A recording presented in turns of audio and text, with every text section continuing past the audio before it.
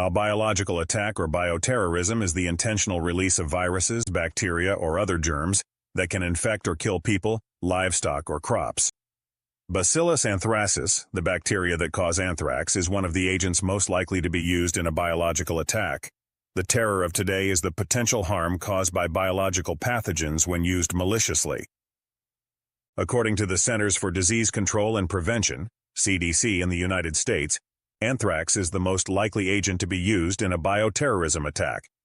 This is because anthrax can be released silently and unnoticed. The microscopic spores can be placed in powders, aerosols, food, and water. They are so small that we cannot see, smell, or taste them.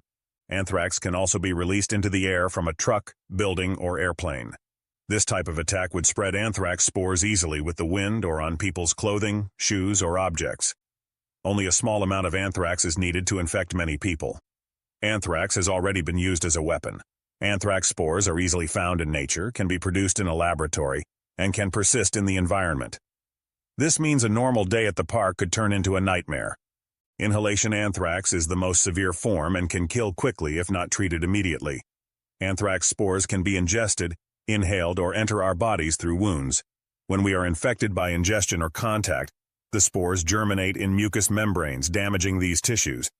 The main virulence factors of the bacteria are anthrax toxins and a polyglutamic capsule.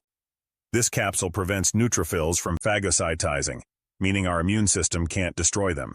The anthrax toxins are 3 polypeptides: protective antigen, lethal factor, and edema factor, which combine to form lethal toxin and edema toxin.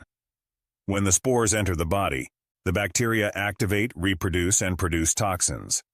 This causes cell damage induced by the toxins, for example, the lethal toxin, which is a protease that cleaves and inactivates mitogen-activated protein kinases, disrupting cellular signaling pathways and causing cell death.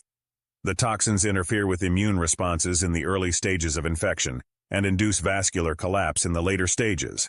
Ultimately, people can die from septic shock, systemic failure, or respiratory complications when the disease spreads through their body. But what is anthrax? Anthrax is an infectious disease caused by a gram-positive facultative anaerobic spore-forming bacteria. This bacteria naturally lives in the soil. Anthrax is not something invented in a laboratory or completely foreign to nature. It is a bacteria like others. In fact, it is common in agricultural lands in Central and South America, the Caribbean, Sub-Saharan Africa, Asia, and some parts of Europe. Anthrax commonly affects livestock and wild animals worldwide. Humans can also get sick from anthrax if they come into contact with infected animals or contaminated animal products. In a recent example cited by the CDC, a drummer got infected with inhalation anthrax. This drummer had recently been in Africa and obtained a pair of goat skins to make drums. However, when working on them, he did not use any chemicals to kill germs or protect himself in any way. Dust and spores from the skins got into the air, and 4 days after inhaling them, he was hospitalized and diagnosed with anthrax. This story highlights a crucial detail about Bacillus anthracis that makes it an effective terrorist weapon: its spores. One of the most notable characteristics of Bacillus anthracis is its ability to form spores. Spores are resistant structures that form when the environment becomes inhospitable for bacterial growth. The bacteria then go dormant, waiting for better conditions. Bacillus anthracis spores are highly resistant to adverse conditions such as lack of water, heat, and ultraviolet radiation. This resistance allows them to persist in soil, water, and other environments, making them easy to transport and spread in different settings. When conditions become favorable again, like the presence of nutrients and proper humidity, for example inside our body, the spores can germinate and become active bacteria capable of multiplying and causing harm. This note from the BBC perfectly illustrates the resilience of anthrax spores, which possibly were over 100 years old and caused the death of a child. Anthrax holds a significant place in our understanding of medical microbiology. It was the bacteria that Koch used to develop his postulates. Through multiple experiments, he proved that bacteria were causing anthrax. Human beings did not always know that diseases were caused by bacteria, or even that bacteria existed. Even after discovering bacteria in the blood of sick people and animals, it wasn't certain whether the bacteria were causing the disease or if the animal got sick first, and then bacteria took advantage of the illness to invade. This changed with the crucial postulates of our friend Robert Koch in 1884. The postulates are as follows. The pathogen must be present in diseased animals and absent in healthy ones. When a sample is taken from a sick animal, the pathogen should be found. The pathogen must be isolated from the animal and grown in a pure culture. A sample is taken from the animal and cultured separately to ensure only the pathogen is present.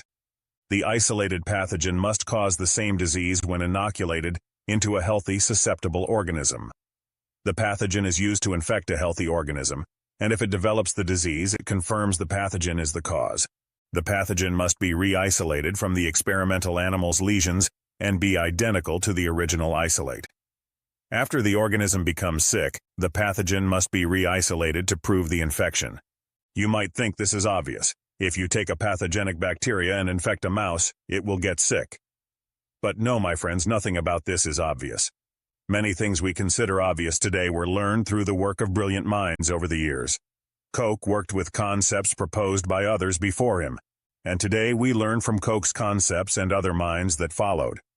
Although anthrax has been fundamental in our understanding of microbiology and disease, it has also been used for terrorism.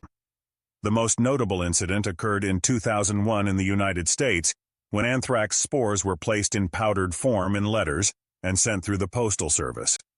This resulted in 22 people being affected, including 12 postal workers who contracted anthrax, with 5 ultimately dying. Several contaminated letters were sent with messages like, "Death to America, death to Israel," and "Allah is great" to the offices of Senators Tom Daschle and Patrick Leahy, as well as to ABC News, CBS News, NBC News, the New York Post, and the National Enquirer. The attacks caused widespread fear, led to the evacuation of government buildings and offices, and increased security protocols. The anthrax spores used were a highly refined, militarized strain, indicating advanced biotechnological knowledge. Investigators focused on finding the culprit, who had to be an expert in biotechnology. Their first suspect was Stephen J. Hatfill, an American physician and expert in biological weapons working at Science Applications International Corporation, but he was dismissed due to controversy. Eventually, the FBI shifted its focus to Bruce Edwards Ivins, an American microbiologist and biodefense researcher at the United States Army Medical Research Institute of Infectious Diseases. Initially, Ivins, being an expert in biodefense, had collaborated with the FBI's investigation.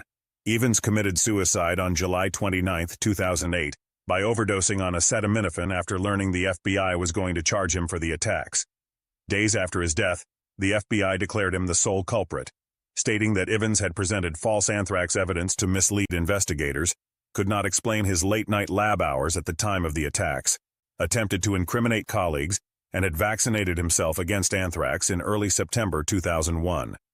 Additionally, he was one of over 100 people with access to the same anthrax strain used in the attacks and had used similar language in an email to that of one of the anthrax letters.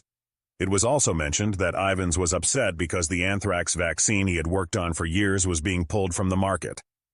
According to the Los Angeles Times, Ivins initiated the attacks because he was a co-inventor of patents for a genetically modified anthrax vaccine.